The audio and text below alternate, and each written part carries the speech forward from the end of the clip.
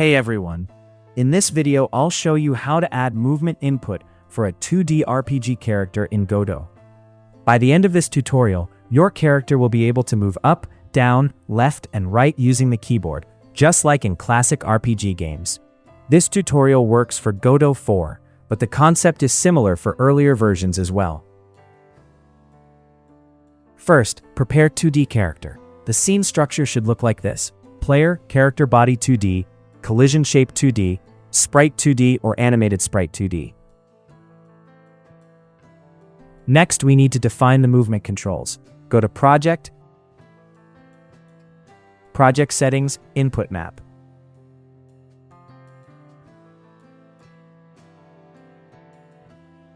Add the following actions: move up, move down, move left, move right.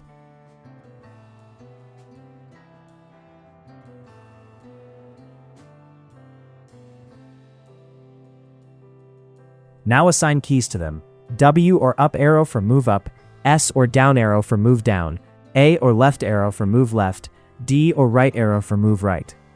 This allows us to easily control movement using input actions. Now select the player node and attach a script.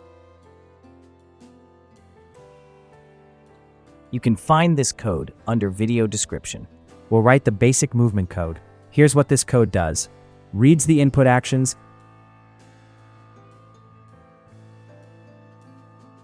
builds a movement direction, normalizes it so diagonal movement isn't faster, and moves the player using move and slide function. Press play scene. Now use WASD or the arrow keys to move your character around. You now have basic RPG-style 2D movement.